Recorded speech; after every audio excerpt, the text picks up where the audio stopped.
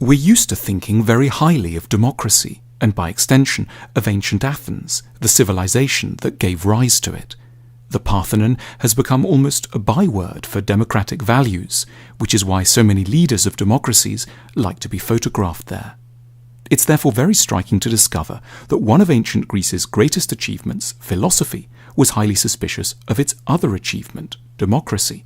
The founding father of Greek philosophy, Socrates, is portrayed in the dialogues of Plato as hugely pessimistic about the whole business of democracy. In Book 6 of the Republic, Plato describes Socrates falling into conversation with a character called Adimantus and trying to get him to see the flaws of democracy by comparing a society to a ship. If you were heading out on a journey by sea, asks Socrates, who would you ideally want deciding who was in charge of the vessel? Just anyone, or people educated in the rules and demands of seafaring? The latter, of course, says Adimantus. So why then, responds Socrates, do we keep thinking that any old person should be fit to judge who should be the ruler of a country? Socrates' point is that voting in an election is a skill, not a random intuition. And like any skill, it needs to be taught systematically to people. Letting the citizenry vote without an education is as irresponsible as putting them in charge of a trireme sailing to Samos in a storm. Socrates was to have first-hand catastrophic experience of the foolishness of voters. In 399 BC, the philosopher was put on trial on trumped-up charges of corrupting the youth of Athens. A jury of 500 Athenians was invited to weigh up the case and decided by a narrow margin that the philosopher was guilty.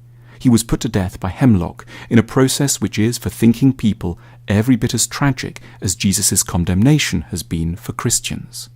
Crucially, Socrates was not elitist in the normal sense.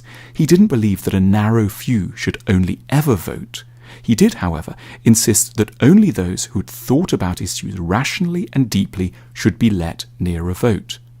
We have forgotten this distinction between an intellectual democracy and a democracy by birthright. We have given the vote to all without connecting it to wisdom. And Socrates knew exactly where that would lead, to a system the Greeks feared above all, demagoguery.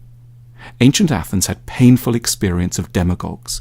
For example, the louche figure of Alcibiades, a rich, charismatic, smooth-talking, wealthy man who eroded basic freedoms and helped to push Athens to its disastrous military adventures in Sicily. Socrates knew how easily people seeking election could exploit our desire for easy answers. He asked us to imagine an election debate between two candidates, one who was like a doctor and the other who was like a sweet shop owner. The sweet shop owner would say of his rival, "Look, this person here has worked many evils on you. He hurts you, gives you bitter potions, and tells you not to eat and drink whatever you like. He'll never serve you feasts of many and varied pleasant things like I will." Socrates asks us to consider the audience's response. Do you think the doctor would be able to reply effectively? The true answer, "I cause you trouble and go against your desires in order to help you," would cause an uproar among the voters, don't you think? We have forgotten all about Socrates' salient warnings against democracy.